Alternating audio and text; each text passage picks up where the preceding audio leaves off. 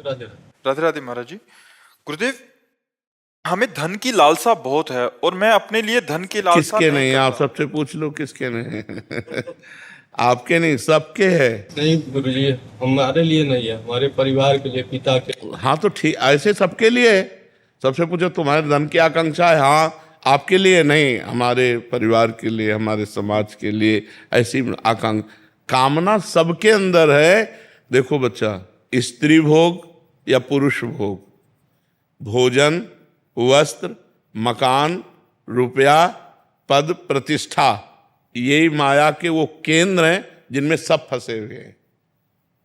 समझ रहे ना? इसके अलावा हमें बताओ, भगवान, प्रेम, ज्ञान, ब्रह्मबोध, ये तो कोई बिरला, सबके अंदर होती है धन की कामना। तो हमको इस कामना की पूर्ति धर्म से करनी चाहिए। हमारे यहाँ 4 पुरुषार्थ हैं, धर्म, अर्थ, काम, मोक्ष। देखो बहुत प्रवीणता पूर्वक ब्रह्म ऋषियों ने रखा है।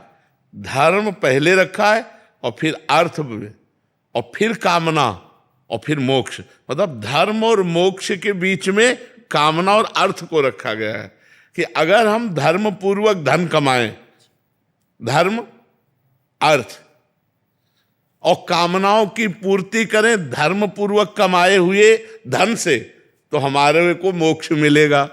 और अगर अधर्म से हमने धन कमाया, अपनी कामनाओं की पूर्ति की, तो नरक। तो हम धर्म पूर्वक धन कमाएं, हम भगवान से जुड़कर धन कमाएं, हम पाप कर्म करके, घूसखोरी से, चोरी करके, किसी से छीन झपट के हम करोड़पति बनना ना चाहें, शॉर्टकट से धनी बनने की कोशिश ना करें। हम धर्म पूर्वक धन कमाएं और धर्म पूर्वक कमाए हुए धन से हम कामना करें, अपनी कामनाओं की पूर्ति करें, तो हमें भगवान की कृपा मिलेगी, हमें मोक्ष की प्राप्ति होगी। समझ पा रहे हैं आप? अखिलेश मिश्रा जी, महाराज जी, जीवन में सही गलत की पहचान क्या है? निर्णय कैसे लूं जिससे घर समाज की इच्छाओं का भी विरोध ना हो और मुझे भी सुख मिले? शास्त्र, धर्म, संत जन, इनके द्वारा हम ये जांच करते हैं कि हमारे मन में या हमारे परिवार में जो वासना उत्पन्न हुई है, इच्छा उत्पन्न हुई, कामना उत्पन्न हुई, वो सही है या गलत। केवल मन की बात से हम सही गलत निर्णय नहीं लेते। हम शास्त्रस्मात् शास्त्रम प्रमाणम ते कार्या अकार्यो व्यवस्थितो, कार्य और अकार्य की व्यवस्था शास्त्र के अनुसार, धर्म के अनुसार, या संत की वाणी के अनुसार, या आत्म अनुभव के अनुसार। अब जो अपनी आत्मा बोलती है उसको तो हम सुन नहीं पाते, और जो मन बोलता है वही हम बात सुन पाते हैं और उसी के अनुसार करते हैं। तो हमें शास्त्र और संत दो की बात से धर्म का पता चलता है। तो हमें सत्संग सुनना चाहिए, शास्त्रों का स्वाध्याय करना चाहिए, उसके अनुसार अपने आचरण करने चाहिए, अपने परिवार की इच्छाओं की पूर्ति करनी चाहिए, मनमानी नहीं। मनमानी तो फिर भ्रष्ट हो जाता है, नष्ट हो जाता है। जी। पंडित योगेश शुक्ला जी, राधे राधे महाराज जी। महाराज जी, पिछले 3 वर्षों से आपको सुन रहा हूँ और जीवन में बहुत परिवर्तन आया है। महाराज जी, हमारा प्रश्न एक था कि किसी भी पूजन या अनुष्ठान में संकल्प मंत्र पढ़ना होता है। यदि जैसे कि सत्यनारायण कथा सुना रहे हैं तो क्या संकल्प मंत्र पढ़ना जरूरी है? अगर संकल्प मंत्र ना पढ़ा जाए तो पूजन का लाभ मिलेगा या नहीं? संकल्प में अमुक गोत्र, अमुक नाम, अमुक ये सब करते हैं, तो उसके आखिरी बात पर ध्यान दो, कृष्णार्पणमस्तु।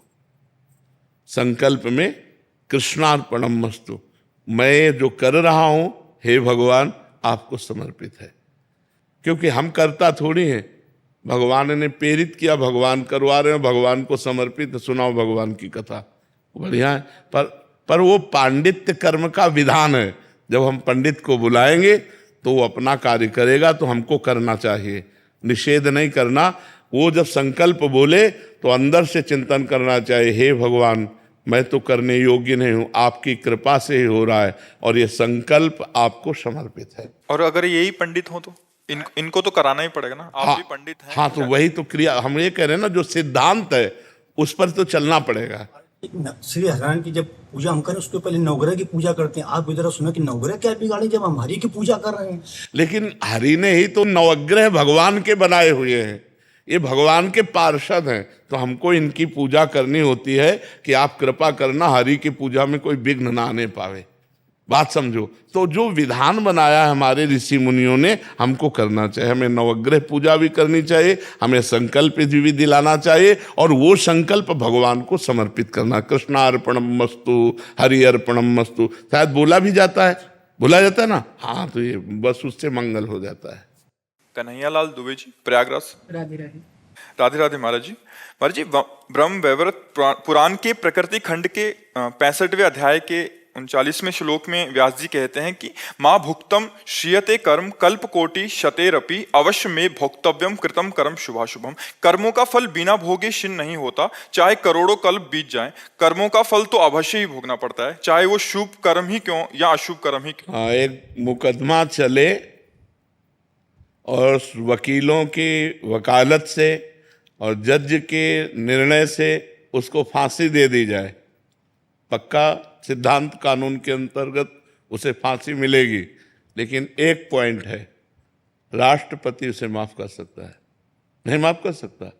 तो अवश्य में वो भोक्तव्यम कृतम कर्म शुभाशुभम, चाहे करोड़ों जन्म करोड़ों वर्ष व्यतीत हो जाए, भोगना पड़ेगा। लेकिन राष्ट्रपति अगर माफ कर दे, भगवान माफ कर दे, तो इसी जन्म में सब माफ हो जाएंगे। सर्वधर्मान परित्यज्य मामेकम शरणम ब्रज अहम त्वाम सर्व पापेभ्यो मोक्षयिष्यामि मा शुचा। भगवान कह रहे, राष्ट्रपति कह रहे, सब व्यवहार को छोड़कर मेरी शरण में आ जाओ। जो व्यवहारिक धर्म है इनको छोड़कर मेरी शरण में आ जाओ, केवल मेरी शरण में हो जाओ, मैं तुम्हारे सारे पाप माफ कर दूंगा। कोई संशय? भगवान के वचन में कोई संशय? तो बस भगवान की शरण में हो जाओ, भगवान सारे पापों को नष्ट कर देंगे। अगर सारे पाप नष्ट ना होते तो भगवत प्राप्ति ना होती। भगवत प्राप्ति तभी होती है जब अंतःकरण निर्मल हो जाता है। अंतःकरण निर्मल तभी होता है जब पुरुष निष्पाप हो जाता है। तो निष्पाप तभी होगा जब भगवान की शरण में हो जाए, भगवान का नाम जप करे, भगवान का नाम कीर्तन। नाम भागवत का आखिरी श्लोक, नाम संकीर्तनम यस्य सर्व पाप प्रणाशनम प्रणामो दुख शमनम तम नमामि हरिम परम। जिन हरि का नाम संकीर्तन सारे पापों को मिटा देता है। ऐसे सिद्धांत में आपको भोगना पड़ेगा, लेकिन भगवान की शरण में आने पर, भगवान का नाम जप करने पर, भगवान का नाम कीर्तन करने पर सारे पाप नष्ट हो जाते हैं। समझ में आई बात आपके? किशोर भावसार जी, इंदौर से। राधे राधे। राधे राधे महाराज जी। गुरुदेव, कई वर्षों से नित्य श्रीमद् भगवत गीता जी का पाठ करता हूँ। उसमें भगवान ने इंद्रियों पर मन एवं मन से परे बुद्धि को बताया है, और भक्ति भाव मन का विषय है। तो भगवान ने बुद्धि को सर्वश्रेष्ठ क्यों कहा है महाराज जी? बुद्धि निर्णायक है। जैसे शरीर एक रथ है, किसका प्रश्न है? शरीर एक रथ है, इस रथ की इंद्रियां घोड़े हैं, मन लगाम है, और ड्राइवर सारथी बुद्धि है। पूरे रथ में दारोमदार सारथी के हाथ में है ना। अगर वो जरा सा प्रमाद में हो जाए तो बलवान घोड़े खंडक में डाल देंगे। तो बुद्धि यदि हमारी प्रमादी है तो मन और इंद्रियां, मतलब बुद्धि जहां प्रमाद में हुई सारथी, तो घोड़े की लगाम ढीली हुई, मन ढीला हुआ, तो वो इंद्रिय रूपी घोड़े विषय रूपी खंडक में गिरा देंगे। इसीलिए सर्वोपरि बुद्धि है, और बुद्धि को भी जो प्रकाशित करता है वो परमात्मा है। बुद्धि को जहां से प्रकाश मिलता है, बल मिलता है, वो आत्मा है, जो ज्ञानमयी बुद्धि होकर परमात्मा प्राप्ति करती। बुद्धि तो सबके है, लेकिन ज्ञान नहीं है, विवेक नहीं है। तो अज्ञान की धरा में बुद्धि का प्रयोग करते हुए लोग दुर्गति को प्राप्त हो रहे हैं। तो इंद्रिय विषय से बलवान इंद्रियां, इंद्रियों से बलवान मन, और मन से बलवान बुद्धि, और बुद्धि को भी जो शासन में कर सके वो आत्मा। वही आत्मज्ञान जब प्राप्त हो जाता है तो वो ज्ञानी पुरुष परमात्मा सुख का अनुभव करके निष्काम हो जाता है। विनिवृत्त कामा, सारी कामनाएं शांत हो जाती हैं। तो अंतःकरण चतुष्टय में मन बुद्धि चित्त अहंकार में श्रेष्ठ बुद्धि है, क्योंकि बुद्धि निश्चय करती है, बुद्धि निर्णायक है, बुद्धि न्यायाधीश है। वो जैसा निर्णय कर देगी नीचे के सब वैसे कर बैठेंगे। तो लोग बुद्धि को ही कहते हैं क्योंकि न्यायाधीश बुद्धि है। कोई भी कार्य करने के पहले मन पेशकार है, मन पेश किया, ये रसगुल्ला बहुत अच्छा है, मीठा, खा लिया जाए। अब वो खाना धर्म है कि अधर्म, खाना चाहिए कि नहीं खाना चाहिए, ये सब बातें बुद्धि निर्णय करती। पता नहीं इसमें विष तो नहीं मिला है, ये गंदे आदमी के द्वारा रचा तो नहीं है, इसके खाने से हमारा अहित तो नहीं हो जाएगा, ये सारा निर्णय बुद्धि करती है। अगर बुद्धि बिना विचारे जो करे सो पाछे पछताए, काम बिगाड़े आपनो जग में हो हंसाए। बुद्धि ने विचार नहीं किया और निर्णय दे दिया और रसगुल्ला खा लिया, उसमें जहर था कि वो अपवित्र आदमी के द्वारा बनाया हुआ था, तुम्हारी बुद्धि को भ्रष्ट कर देगा या तुम्हारी जान को ले लेगा। तो निर्णायक बुद्धि, इसलिए बुद्धि श्रेष्ठ है। मुझे ये जो मन के जो भाव होते हैं, ये भाव तो मन में होते हैं, बुद्धि तो प्रैक्टिकल होती है, मतलब जैसे चलता है। नहीं, आप हमारी बात नहीं समझ पा रहे हैं। मन पेशकार है, ऐसे से ऐसा किया जाए तो बड़ा सुख मिलेगा, वो पेशगी करता है। निर्णायक बुद्धि है, ये बहुत सुंदर है। अब इसको पकड़ लिया चित्त, चित्त चिंतन करेगा, बहुत सुंदर है, बहुत सुंदर है। मन पेशकार है, अहंकार, मैं इसे मित्रता करना चाहता हूं क्योंकि बहुत सुंदर है। सारा निर्णय बुद्धि का, अगर उसने ना कर दिया तो इन सब का फेल हो जाएगा, अगर उसने हाँ कर दिया तो पास हो जाएगा। ऐसे ही हर विषय का है, भक्ति के भी विषय में है, मन पेशकार करता है। ऐसा नहीं कि मन केवल गंदा ही है, मन अच्छा भी है। अच्छा ना होता तो आपको यहाँ क्यों लाता? वही लाया है आपको, वही आपको तीर्थों में ले जाता है, वही आप कुछ ना कुछ तो भजन करते हो तभी तो यहाँ आए हो। तो मन अच्छा भी है और बुरा भी है, उसके दो पार्ट है, एक अच्छा और एक बुरा। जब हमसे बुरा हो जाता है तो वो अच्छा मन कोसता है, क्यों किया यार। वो अच्छा पार्ट जो है वो हमें बढ़ाना है और बुरा पार्ट को मिटाना है। अगर मन एकदम अच्छा हो गया वो भगवान का स्वरूप हो जाएगा। इंद्रियाणाम मनश्शास्मी, गीता में भगवान ने कहा इंद्रियों में मन। तो ये आयुष कुमार जी हरियाणा से। राधे राधे। राधे राधे महाराज जी।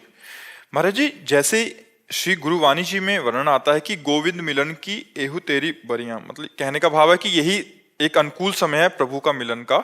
तो महाराज जी, पर ये मन तो अभी भोगें ऐसा बार बार प्रेरित करता है, बाद में देख लेंगे भगवत प्राप्ति। तो यहाँ भगवत प्राप्ति की लालसा उत्पन्न नहीं होने देता। बहुत कठिन, यही समस्या है, बस यही समस्या है।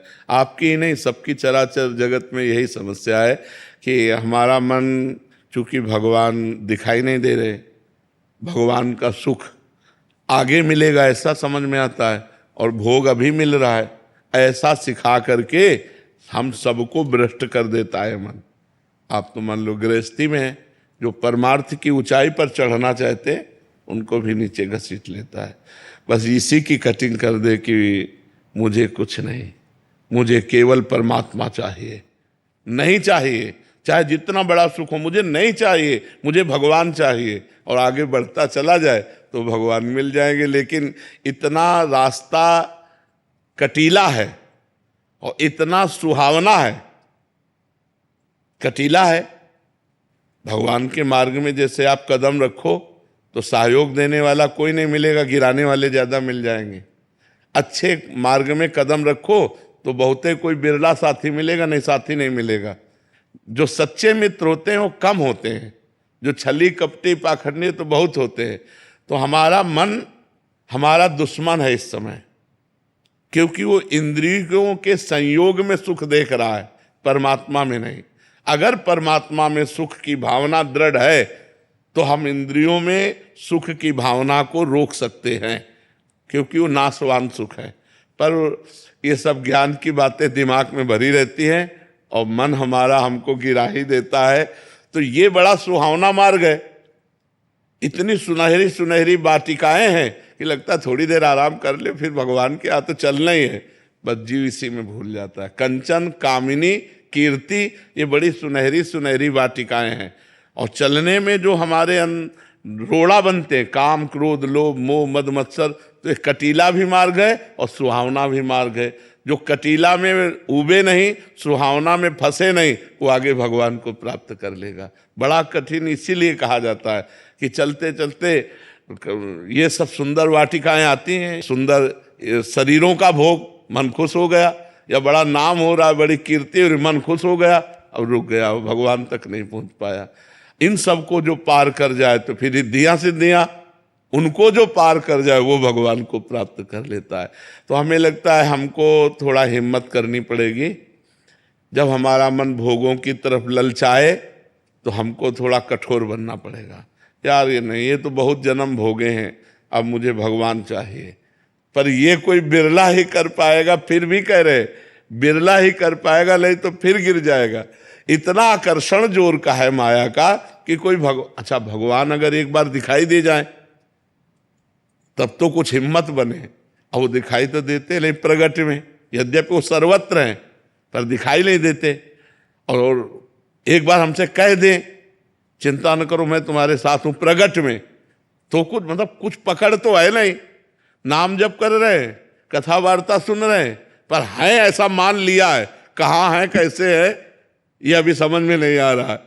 और ये तो दिखाई दे रहा है ना, तो बस इसमें मन फंस जाता है। अगर भगवान कृपा करे थोड़ा सा झांकी दिखा दे तो जीव का मन कभी कहीं जा ही नहीं सकता। ये पक्की बात कहते, इतने सुंदर इतने लुभावने भगवान हैं कि एक बार अगर झांकी मिल जाए तो मन कभी जाएगा नहीं, मन पंग हो जाएगा, अचल हो जाएगा, स्थिर हो जाएगा। इसीलिए नाम जप करते कि कभी करुणा निधान कृपा कर दें और एक झांकी मिल जाए तो हमारा निहाल। बड़े बड़े ऋषि मुनि, मुनि मन ध्यान धरत नहीं पावत, बड़े बड़े मुनिजन ध्यान धरते हैं पर भगवान उनके ध्यान में नहीं आते। वो कृपा कर दें तो बात बन जाए।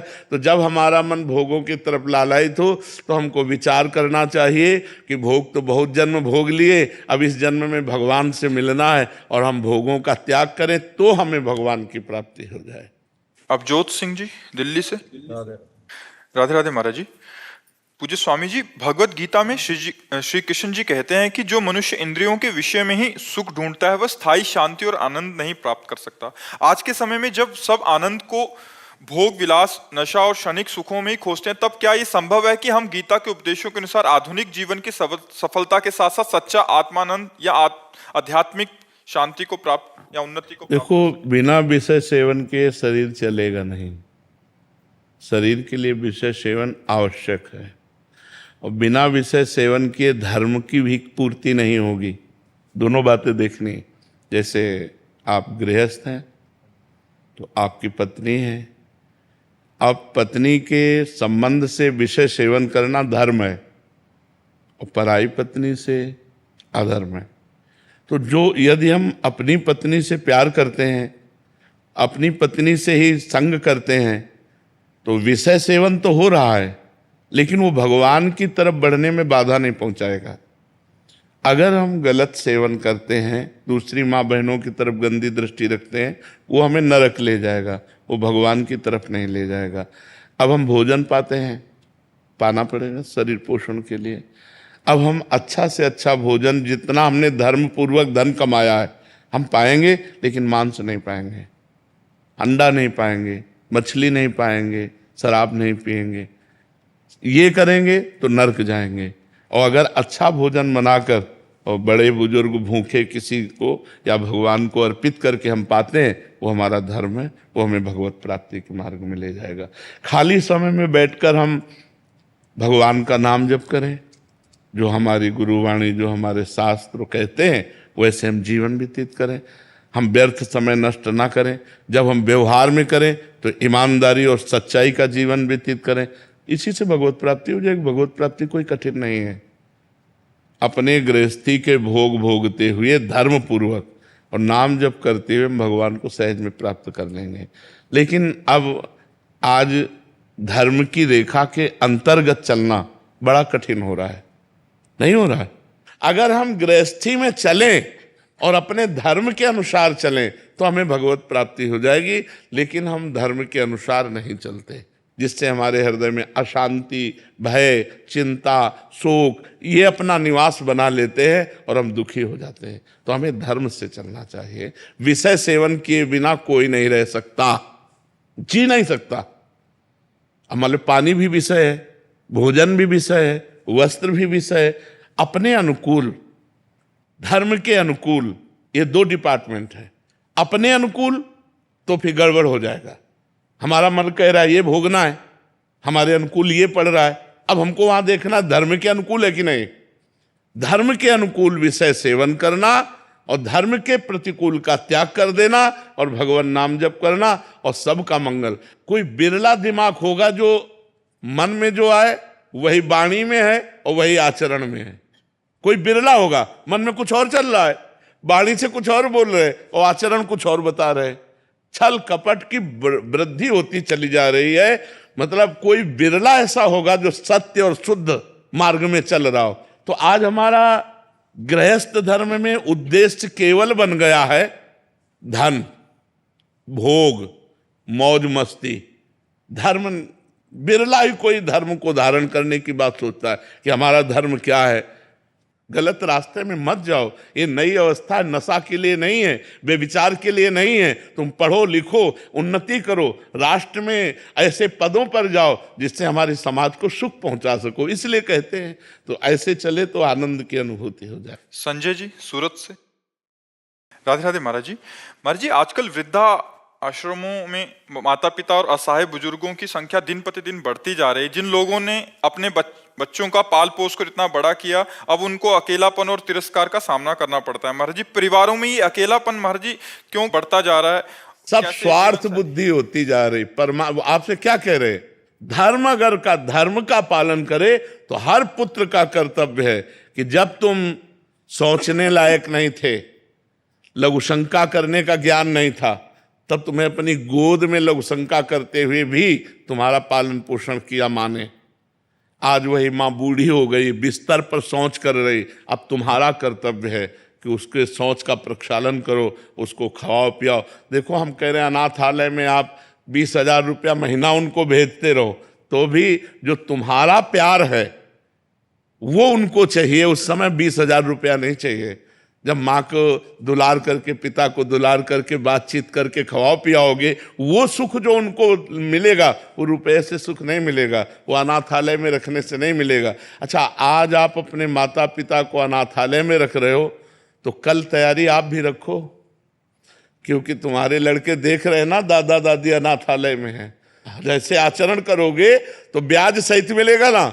इसलिए हमें चाहिए कि अपने माता पिता को मातृ देवो भव, पितृ देवो भव, भगवान के समान आदर दिया गया है माता पिता का। हाँ, हम ऐसे आचरण करें, ऐसा व्यवहार करें माता पिता से कि उनको सुख मिले। यार, बड़ा विचित्र समय है, बहुत विचित्र समय है। कोई सुनने के लिए तैयार नहीं। उनको बूढ़ों की सेवा करना मतलब भार लग रहा है, और ये समझ में नहीं आ रहा कि जवानी बुढ़ापा में तुम्हारी भी बदलेगी। तब तुम क्या करोगे जब तुम्हारे साथ ऐसा बर्ताव होगा? तो आजकल के नौजवान बच्चे धर्म को कहाँ समझ रहे हैं। अगर समझें तो बूढ़े माता पिता को ऐसा कष्ट ना दें। और प्राय ऐसा हो रहा है, सबसे ज्यादा तुम्हारा प्यार और सानिध्य चाहिए उनको। रुपया और भोजन से ज्यादा प्यार और सानिध्य चाहिए। तो आजकल बच्चे अपने प्यार को तो अपनी वासनाओं में बांटे हुए हैं, तो माता पिता की तरफ कैसे देखें। यही बच्चापन से बच्चों को आधुनिक शिक्षा के साथ आध्यात्मिक शिक्षा देना अनिवार्य है। यदि आप नहीं दोगे तो वही परिणाम आपको भोगना पड़ेगा, क्योंकि आधुनिकता में बढ़ते चले गए। अब वो देश विदेश रह रहे हैं, अब बूढ़े माता पिता घर में पड़े, कोई पानी देने वाला नहीं, और वो देश विदेश कमा रहे हैं। अगर कमा रहे हो तो जहां तुम हो वहीं अपने माता पिता को ले जाओ। तुम्हारे माता पिता तुम्हारे लिए भगवान है, ऐसी भावना करो। पर बड़ा विचित्र है, कोई कोई मान रहा है, नहीं तो सब लोग जो है अपनी अपनी मस्ती चाहते हैं। जब बूढ़ा कोई खाट में हग रहा हो और उसकी कोई सेवा कर ले तो भगवान की अलग से आरती करने की जरूरत नहीं है, भगवान प्रसन्न हो जाएंगे। और उस बूढ़े को आपने कष्ट दिया और देवालय में जाके ऐसे नमस्कार करते हो तो भगवान प्रसन्न होने वाले नहीं। इसलिए हमें चाहिए अपने घर रूपी मंदिर में माता पिता रूपी भगवान की आराधना करनी चाहिए। उषा अग्रवाल जी मथुरा से। राधे राधे महाराज जी। महाराज जी, आपके चरणों में कोटि कोटि प्रणाम। महाराज जी, जीवन में दुख और संघर्ष का क्या आध्यात्मिक महत्व है? दुख और संघर्ष का आध्यात्मिक महत्व नहीं, हमारे पाप का कर्म का फल है। आध्यात्मिकता धारण करके दुख और संघर्ष को हम पार करें। अगर हम भगवान को अपने संग रखेंगे स्मरण में, तो हम दुख और संघर्ष को पार कर जाएंगे। ये जंग तो सबको लड़नी पड़ेगी, सबके जीवन में दुख आता है, सबके जीवन में संघर्ष आता है, पर अगर हम भगवान का चिंतन करें, भगवान का स्मरण करें, तो हम इस संसार के संघर्ष से और दुख से पार हो सकते हैं। अन्यथा सब डूब रहे हैं, इसी में डूब रहे हैं। दुख संग आज नहीं है तो कल आ जाएगा, ऐसी विपत्ति आ जाएगी, ऐसा दुख आ जाएगा, ऐसा संघर्ष आ जाएगा कि आप हार जाओगे। और जीत वही जाएगा जिसके साथ भगवान का स्मरण है, भगवान का संग है। तो हम भगवान का स्मरण करें, नाम जप करें, भगवान ही हमें जिताएंगे, उन्हीं की माया है। नहीं तो ऐसी ऐसी समस्याएं हैं कि दिमाग खराब हो जाए। अब जो खाने पीने के लिए व्यवस्था हो रही, वही व्यापार चौपट हो रहा है। जो प्रियजन है जिनके लिए कर रहे हैं, वही मर गए। बड़ी समस्या है, एक समस्या है। तो हम अगर भगवान का चिंतन करते हैं, भगवान का आश्रय लेते हैं, तो हम सुखी हो सकते हैं दुख में भी। नहीं तो बड़ा दुख है। सुबह राज तिलक होने वाला है चक्रवर्ती सम्राट पद पर भगवान राम का, और सामने के 14 वर्ष का वनवास लो। कितनी बड़ी विपत्ति भगवान के ऊपर। सुबह राज तिलक की घोषणा होने है और सामने के 14 वर्ष का वनवास हो, तो कब कहाँ विपत्ति आए, पल की पल में क्या हो जाए कुछ पता नहीं तकदीर का, अजब खेल रघुवीर का। अभी हम आनंदित हैं, 2 मिनट बाद क्या हो जाए कुछ पता नहीं। इसलिए नाम जप करो, भगवान का आश्रय लो, वही विपत्ति दुख से हमें जिताएंगे। नहीं तो हम हार ही जाएंगे। संसार की माया बहुत विचित्र है। राधे राधे महाराज जी। महाराज जी, मैंने अपने पति धर्म की मर्यादा भंग कर अपने पति को धोखा दिया और अपने पति और सास ससुर को बहुत दुख दिया। अब सब ठीक है, मैं अपने घर में बहुत अच्छे से हूँ, मेरे पति भी मुझसे बहुत प्यार करते हैं, पर जब भी मेरे को अपना अतीत याद आता है तो मुझे इस बात का बहुत पछतावा होता है और हृदय में जलन होती है। महाराज जी, मैं इस अपराध का पश्चाताप करना। हाँ, बस यही जो जलन हुई, और आज से कभी नहीं गलत आचरण करूंगी और नाम जप करो, यही सुधार देगा। अब दोबारा कभी गलती नहीं होनी चाहिए जीवन में।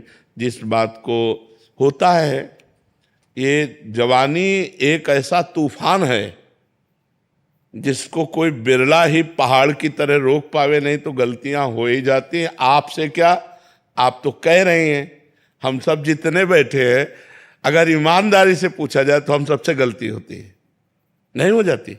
जो नहीं करना चाहिए वो हम कर बैठते हैं, जो नहीं सोचना चाहिए वो हम सोच बैठते हैं।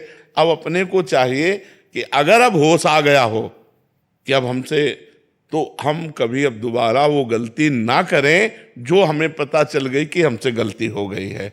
आप अपने जीवन को पवित्र रखिए, और कभी हम प्रार्थना करते हैं कि अपने पति प्रेम में कमी मत आने दीजिए, क्योंकि लोक और परलोक इसी में बनेगा, धर्म से चलने से।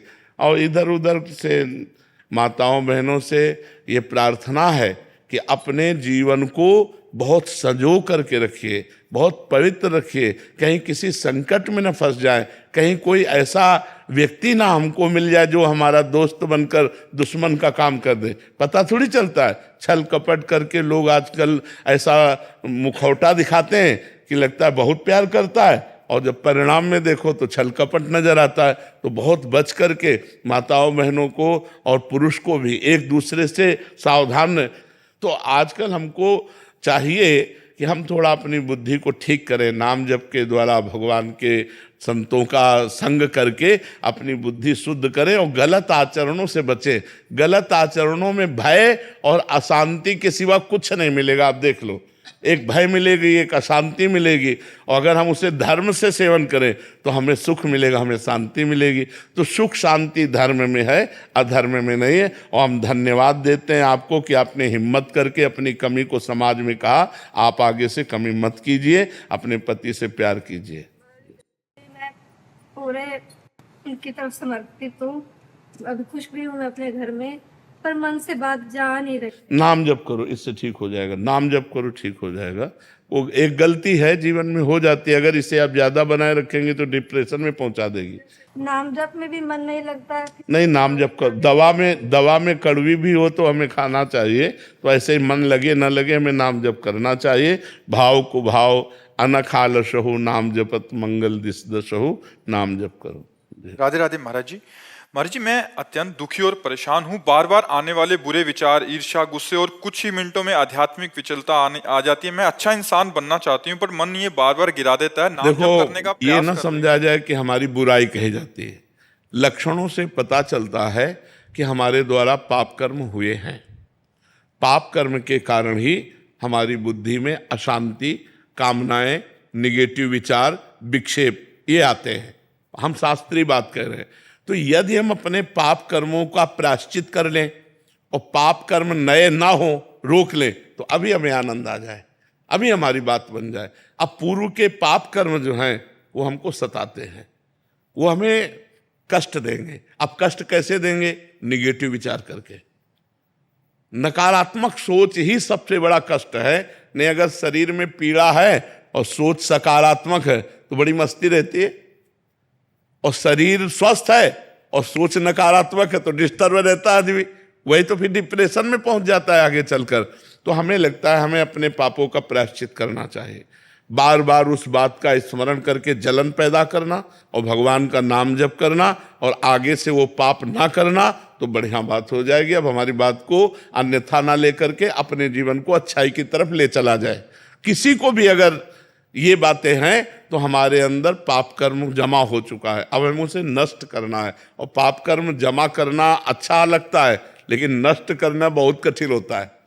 एक आदमी का एक अपराध आजीवन कारावास, 5 मिनट की घटना और पूरे जीवन नरक भोगो, जेल। तो सोचो, हम लोग कई ऐसे पाप हैं जिनको हम व्यक्त नहीं करते। भ्रूण हत्या, गर्भ हत्या या कई ऐसे अपराध हैं जो हम गुप्त रख जाते हैं और वही गुप्त अपराध हमारे हृदय को जलाते हैं। तो हमें चाहिए कि गलती सबसे होती है, हम अपना प्रायश्चित करें, भगवान नाम जप करें, आगे से कभी ऐसा गलत नहीं करेंगे, ऐसा नियम लें तो हमारा जीवन आनंदमय हो जाए। नेहा जी, यूएसए से। राधे राधे। राधे राधे महाराज जी। महाराज जी, इतना भौतिक व लौकिक उन्नति के बाद भी ये लगता है कि जैसे सफलता अभी नहीं मिली है। देखो, बताए विश्व का सब धन भोग तुम्हें मिल जाए तो भी तुम्हें तृप्ति नहीं होने वाली। महाराज ययाति चक्रवर्ती सम्राट और देवयानी उनकी पत्नी शुक्राचार्य जी की पुत्री, परम सुंदरी। शुक्राचार्य जी तो कुल गुरु हैं दैत्यों के और समस्त शास्त्रों के ज्ञाता हैं। उनकी पुत्री कौन सा ज्ञान नहीं होगा, और वो ययाति की पत्नी थी।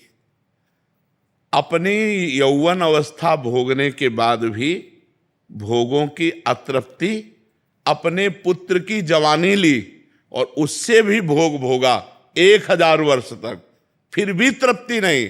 तब ऊब करके छोड़ा और ये निर्णय लिखा कि भगवान से विमुख अज्ञानी पुरुष को यदि पूरे संसार के जौ धानी स्त्रियां सब सुख दे दिए जाएं तो भी तृप्ति नहीं होगी। गोस्वामी तुलसीदास जी एक दोहा में कह रहे हैं, तब लगी कुशल न जीव कहूं, सपने हूं मन विश्राम। तब लग जीव को कभी कुशल का अनुभव नहीं होगा, स्वप्न में भी कभी मन विश्राम को प्राप्त नहीं करेगा। जब लगी भजत न राम कहूं, शोक धाम तज काम। इन कामना और वासनाओं का त्याग करके जब तक भगवान का भजन नहीं, तो कामना और वासना की पूर्ति से कामना वासना बढ़ती है और कामना वासना के त्याग से शांति प्राप्त होती है। त्यागात शांति अनंतरम। जब हम कामना और वासनाओं का त्याग, अब अंदर कामना वासना के त्याग करने की हिम्मत नहीं रह गई। जो मन कहता है वो करना पड़ता है। मन कहता है आज ये खाना है तो अब वो खाना है, ये भोगना है तो भोगना है, अगर नहीं भोगेंगे तो अशांत कर देगा। तो अशांति दूर करने के लिए भोग भोगने की इच्छा रखते हैं, और जबकि भोग भोगने से अशांति बढ़ती है, भोगों के त्याग से शांति बढ़ती है। भोग त्यागात शांति अनंतरम। तो हमें चाहिए भगवान की शरण होकर भगवान का नाम जप करते हुए अन्य कामनाओं का त्याग करें तो हमारे पास, तो इन भोगों में, यश कीर्ति में, रुपया पैसा में शांति नहीं। शांति तो भगवान के चरणों में है, भगवान के नाम में है। एक गरीब आदमी हो, भगवान का नाम जप कर रहा हो, भगवान के भरोसों में मस्त। एक अरबपति है, भगवान से विमुख है, वो चिंता है, उसे नींद की गोली खा के सोना होगा। भगवान के आश्रय के बिना शांति मिलना तो असंभव है। ये पक्की बात समझ लो, ये पक्की बात समझ। मन कहता है कि अमुक संख्या धनराशि हो जाए तो मैं, लेकिन अमुक संख्या होने पर उससे बढ़कर कामना हो जाती है और वो कभी तृप्त नहीं होता। तृप्त होता है तो सब तज हरि भज, सब झंझट छोड़ो, राधा राधा राधा राधा राधा, और जैसे भगवान रख रहे वैसे संतोष करो और अपने धर्म से कर्म करो, यही जीवन का लाभ। नहीं तो कभी संतोष के बिना ये कामनाएं कभी नष्ट नहीं होती। बिन संतोष न काम न साही, और अछत काम सुख सपने उनाई। और जब तक कामनाएं तब तक अशांति ही अशांति है। विनीत जी लखनऊ से। राधे राधे महाराज जी। राधे राधे महाराज जी। महाराज जी, कल के एकांतिक वार्तालाप में आपने एक साधक से कहा था कि क्रोध से बचने के लिए वो स्थान ही छोड़ दो जब तुम्हें लगे कि अब क्रोध आ सकता है। साथ ही आपने नाम जप का सहारा लेने के लिए भी बोला था। लेकिन अगर किसी व्यक्ति के शुरुआती जीवन में कठोर अनुभवों के कारण क्रोध ही उसका सबसे बड़ा शत्रु बन गया हो और अब वो किसी ऐसे उच्चतम पद पर है जहां उसे निचले पदों के लोगों के साथ रोज व्यवहार करना हो, जो प्राय बदतमीजी और उद्दंडता के साथ व्यवहार करते हैं, ऐसे में वो स्थान भी छोड़ा नहीं जा सकता महाराज जी? ऐसे में कुछ ऐसे लोग होते हैं जो क्रोध की भाषा ही समझते हैं, और कुछ जो होते हैं वो विनम्रता की भाषा समझते हैं। ये हम मानते हैं आपकी बात, इसको हम काटते नहीं हैं। कुछ लोग ऐसे होते हैं। तो कुछ लोगों का स्वभाव होता है ऐसा कि वो क्रोधावेश को देखकर ही मानते हैं। पर हमें क्रोधावेश ना करके क्रोधावेश का नाटक करें तो कैसा लगेगा? हम असलियत में क्रोध ना करें। अगर हम क्रोध करेंगे तो हम रिलैक्स नहीं हो पाएंगे, हमारा हृदय जलेगा और उससे द्वेष करेगा। अगर हम क्रोध का नाटक करेंगे तो हम रिलैक्स रहेंगे। तो हमें लगता है क्रोध ना करके यदि हम क्रोध का नाटक करें, पर नाटक करने में ऐसा लो कि जल्दी में क्रोध में आ जाए, मतलब उसके लिए हमको बिल्कुल तैयार रहना पड़ेगा कि हम केवल नाटक कर रहे हैं। क्योंकि अपने जो नीचे लोग हैं उनको सेवा करानी है, उन सेवा कराने के लिए हमें थोड़ा सा, तो अगर कहीं जरूरत पड़े तो क्रोध का नाटक कर ले, क्रोध ना करे। क्योंकि क्रोध से अपनी भी हानि होती है और दूसरे की भी हानि होती है। क्रोध का नाटक तो हमको भी करना पड़ता है, तो करते हैं। जहाँ जरूरत हुई तो आप क्रोध का नाटक करते हैं। असलियत में भगवान का आश्रय लेकर भजन करते, असलियत में क्रोधी नहीं होना चाहिए। क्योंकि क्रोध जो है वो बुद्धि का अपहरण कर लेता है। ठीक निर्णय नहीं कर पाती बुद्धि, क्या बोलना चाहिए क्या करना चाहिए। वो उस समय गलत बोल सकता है, उस समय गलत वो क्रिया भी कर सकता है। मान लो पूज्य जनों का अपमान कर सकता है, या जो नहीं करना चाहिए ऐसी हिंसा आदि दोष कर सकता है। तो हमें लगता है क्रोध से बचे, क्रोध का नाटक करना पड़े तो कर लेना चाहिए। क्योंकि कई जगह जरूरत होती है। आज हमारा जो परिवार बिगड़ रहा है उसका कारण है हम शासन नहीं कर पा रहे। पक्की बात समझ लीजिए। नहीं, अगर छोटेपन से शासन हो बच्चों का सबका तो बहुत मर्यादित बच्चे हो जाएं। लेकिन छोटेपन से तो मोबाइल पकड़ा दिया जाता है और छूट दे दी जाती है। माता पिता अपनी मस्ती में रहते हैं, बच्चे बिगड़ जाते हैं। जब वो सयाने होते हैं फिर वो समझते नहीं। बहुत समस्याएं आ गई, बहुत समस्याएं। अगर बच्चे गलत चल रहे हैं और उनको डांटने की कोशिश करें, उनको संभालने की कोशिश करें, तो कई माता पिता बताए कि वो कहते हैं हम क्या कर लेंगे। और बेचारा डर गया कि आप तो अच्छा है, जैसे चलो वैसे चलो, काहे को क्या करोगे। तो ये बड़ी समस्याएं समाज में उपस्थित हो रही। तो क्रोध का नाटक आवश्यक हो तो थोड़ा कर ले, नहीं तो शांत रहे और अपना कार्य जैसे चले वैसे चलावे। क्रोध तो नहीं करना चाहिए, अंदर का क्रोध हानिकारक ही है। राधा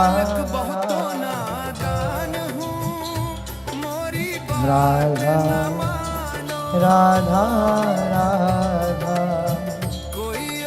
राधा राधा राधा राधा राधा राधा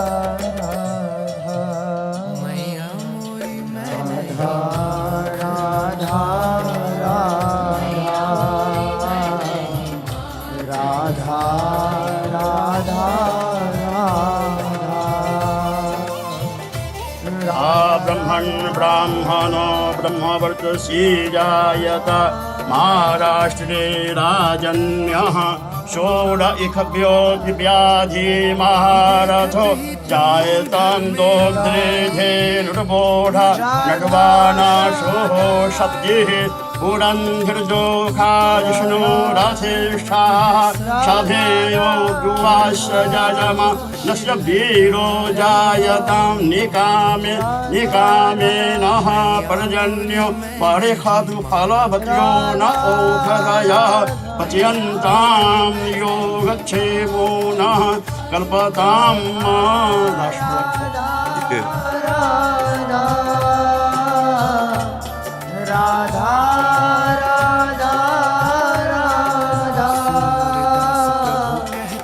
राधा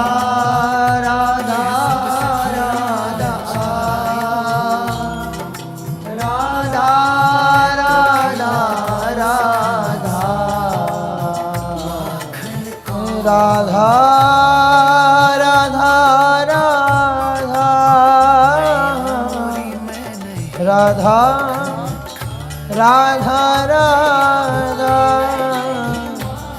राधा राधा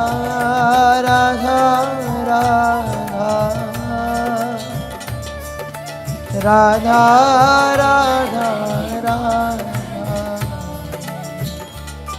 राधा राधा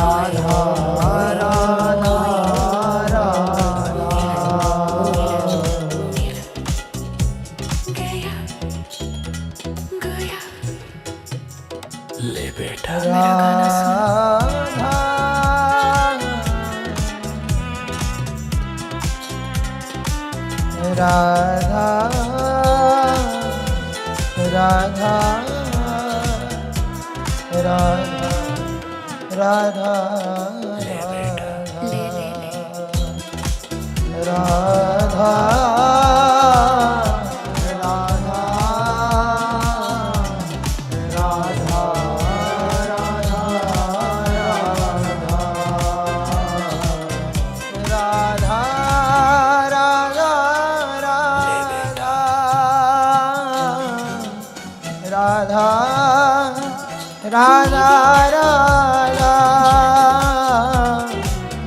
राधा राधा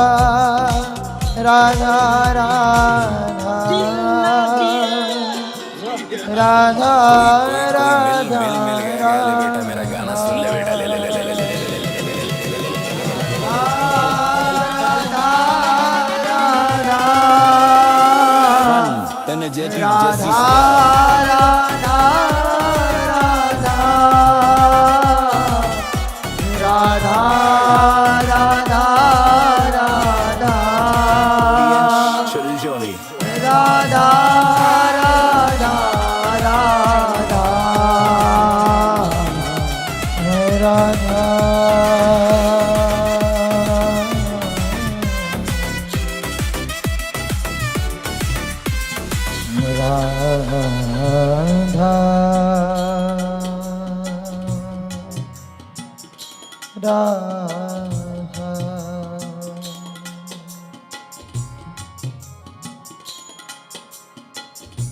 इतनो तो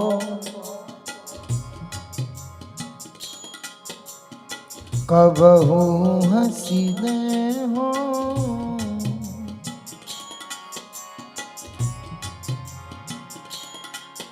इतना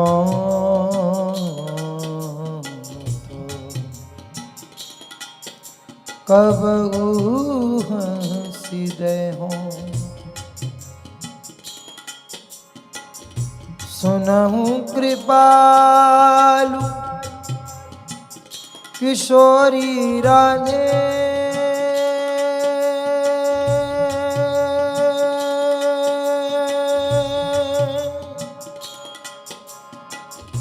सुनहु कृपालु